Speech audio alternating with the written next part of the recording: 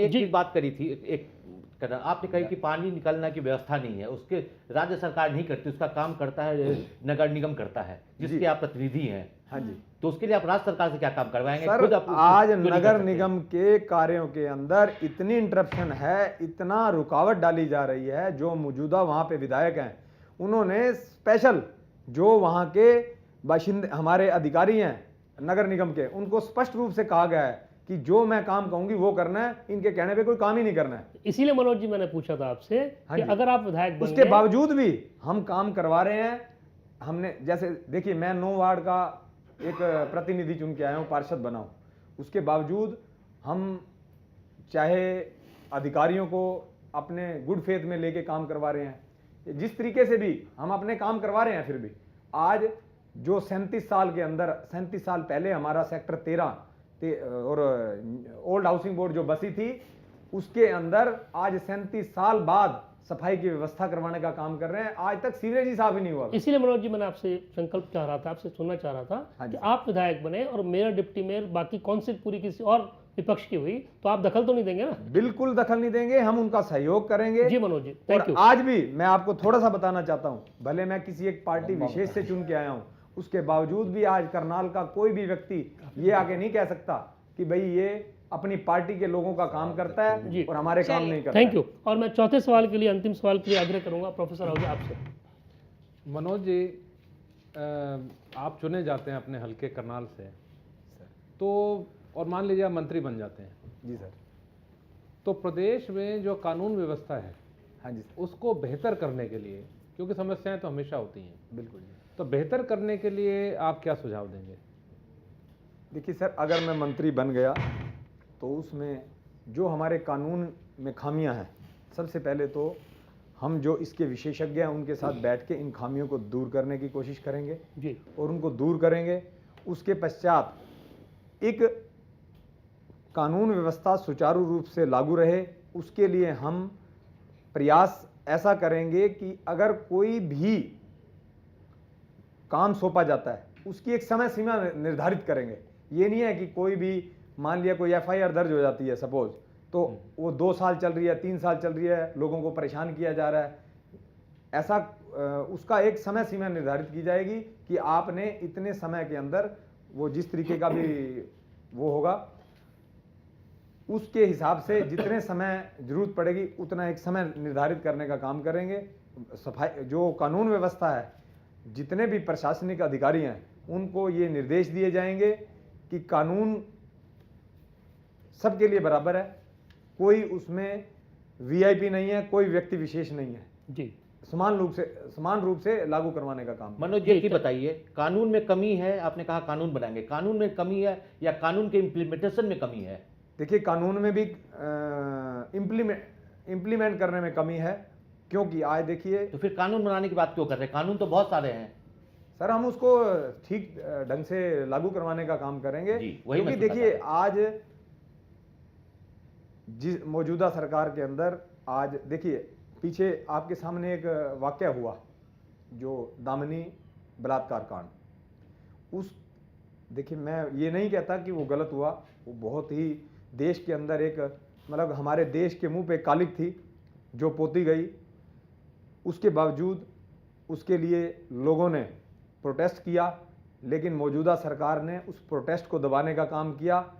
उसके खिलाफ जो ये कांड हुआ था, कानून भी बना, लेकिन आज देखिए उस कानून का मतलब उल्लंघन भी हो रहा है जी। आज कोई भी व्यक्ति है, आप किसी के ऊपर भी 376 की धारा लगवा के उसको फंसा सकते हो। आप आज विपक्षी जो भी पार्टी के लोग हैं उनके ऊपर इस तरीके के कानून का इस्तेमाल किया जा रहा है, उनको फंसाया जा रहा है मौजूदा सरकार द्वारा। थैंक यू मनोज जी, 4 सवाल यहाँ पूरे होते हैं।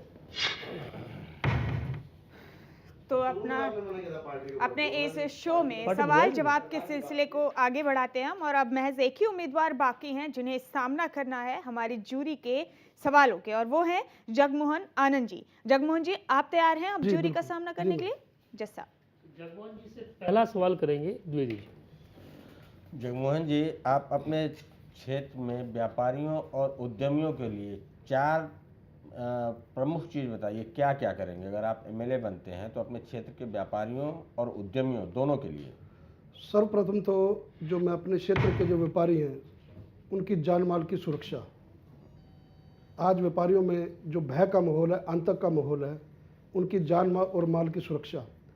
छोटे से छोटे व्यापारी जो आज तंग हैं भ्रष्ट अधिकारियों से, उनको जो इंस्पेक्टरी राज है उनसे मुक्ति दिलवाने का काम करूंगा। जी।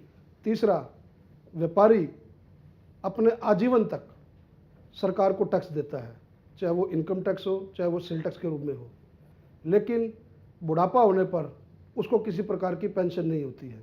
तो मैं विधायक बनने के बाद मेरा सर्वप्रथम ये होगा, क्योंकि मैं व्यापारी वर्ग से आता हूँ, कि किसी प्रकार का सरकार के साथ मिलकर एक ऐसा पेंशन आयोग बनाया जाए जो व्यापारियों के लिए भी, जो 50 साल तक 60 साल तक अपने बच्चे के साथ बैठ करके दुकानदार अपनी दुकानदारी करता है और सरकार को इतना टैक्स देता है, उसको उसका कुछ ना कुछ हिस्सा उसकी बुढ़ापे के लिए उसकी पेंशन बन सके। जी। और जो चौथा मेन मुद्दा है व्यापारियों का, कि व्यापारियों को आज हमारे क्षेत्र में बिजली पर्याप्त रूप से नहीं मिलती, सारा काम जनरेटरों पर हो रहा है।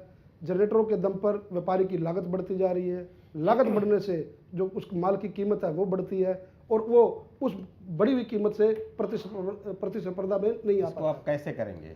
हम कोशिश करेंगे कि मैक्सिमम से मैक्सिमम जो लाइट है, वो लाइट की व्यवस्था, जो प्रोजेक्ट्स हैं, सरकार प्रदेश सरकार उसको लेकर के आए और वो व्यापारियों को दी जाए।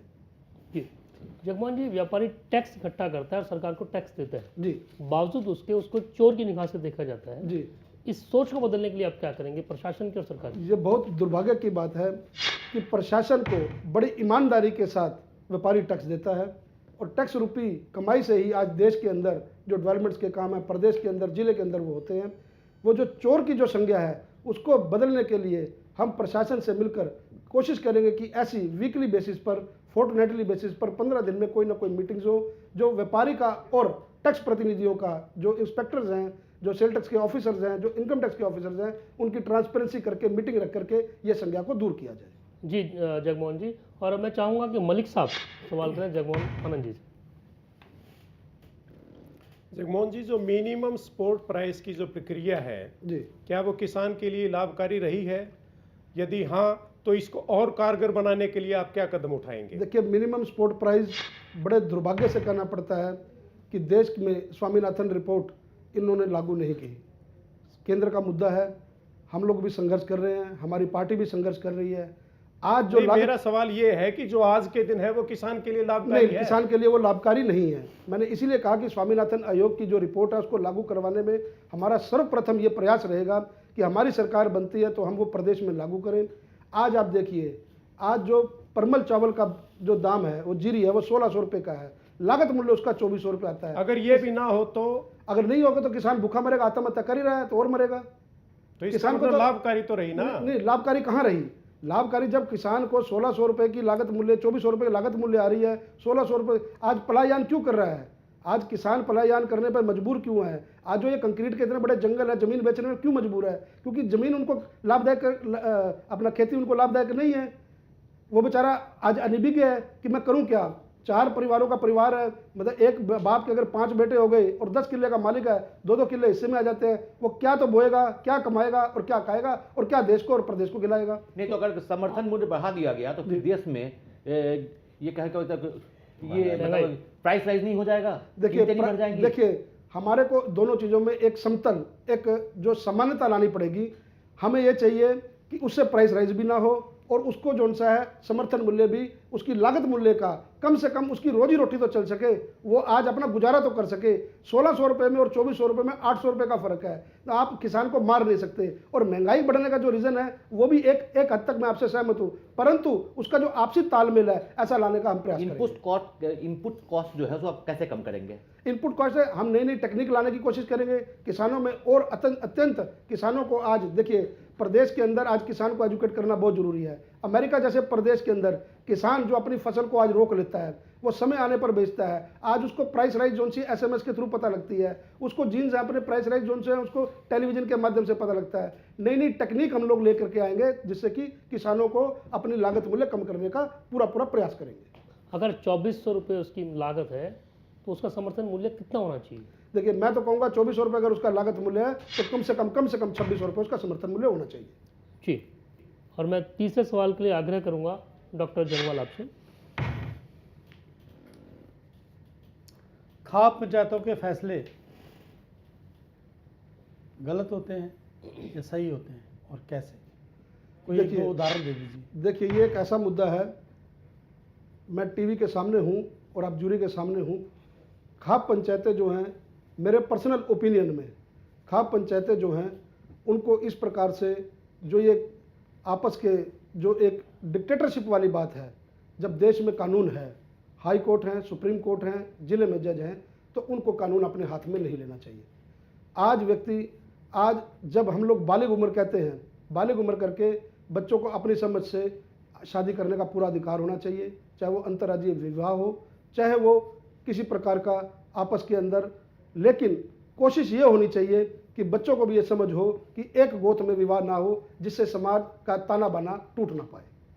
तो खाप पंचायतों की जरूरत है या नहीं? देखिए, खाप पंचायतों का बाकी समाज में सुधारों के लिए तो बहुत आवश्यकता है। आज जब सुप्रीम कोर्ट पूरी तरह से यहाँ लागू नहीं थी, हाई कोर्ट लागू नहीं थी, तो जो समाज का एक ताना बाना था, इन्हीं खाप पंचायतों ने संभाल के रखा हुआ था।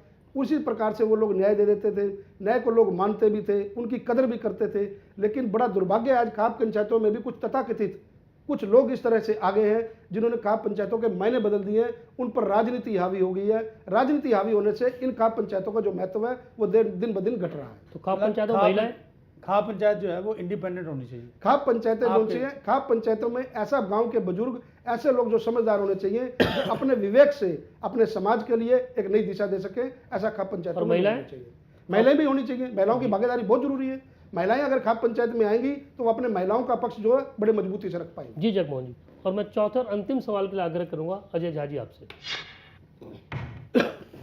अगर आप विधायक बन जाते हैं जी और सरकार आपकी पार्टी की नहीं है, जी। तो एसपीडीसी जो भी है उससे आप कैसे काम करवाएंगे? देखिए, मैं शुरू से संघर्षशील व्यक्ति रहा हूँ।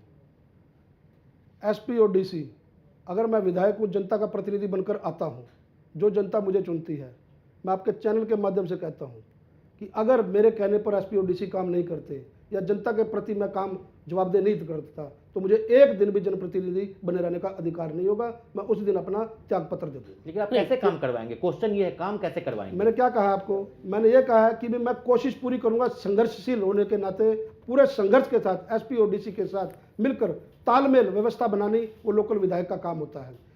आप अपने प्रशासन के साथ, अपनी ब्यूरोक्रेसी के साथ किस प्रकार से तालमेल बनाते हैं, ये आपके अपने गट्स के ऊपर भी निर्भर करता है। और फिर भी अगर आप उनका काम नहीं करवा पाते या नहीं करवा पाते, तो संघर्ष के साथ मुझे उस जगह का विधायक रहने का कोई अधिकार नहीं है। नहीं, लेकिन जगमोहन जी, त्यागपत्र देना सोल्यूशन नहीं है, जनता को समाधान चाहिए। जनता को समाधान चाहिए। जनता का समाधान इसलिए मांगती है, मैंने कहा संघर्षशील होने के नाते मैं कोशिश पूरी करूंगा कि मेरा तालमेल प्रशासन के साथ रहे, प्रशासन के साथ मेरा एक जो आप कहते हैं सौहार्दपूर्ण वातावरण से मैं उनसे काम ले सकूं। लेकिन जनता के प्रति सबसे पहले जवाबदेही मेरी खुद की बनती है। जनता को काम से मतलब है। हाँ, जवाबदेही जो है, तो काम कैसे लेंगे? काम मान नहीं रहा आपकी मैंने बात। कहा काम हम पूरी कोशिश करेंगे कि हमारा उनका सौहार्दपूर्ण वातावरण रहे, हमारी उनकी इंटीमेसी रहे। चलो, अगर उनसे आपके साथ उनका नहीं रहता, मतलब टकराव रहता है, तालमेल, स्वार्थ में नहीं टकराव रहता रहता है, तो आप किस चीज़ का सहारा लेंगे, कैसे करेंगे?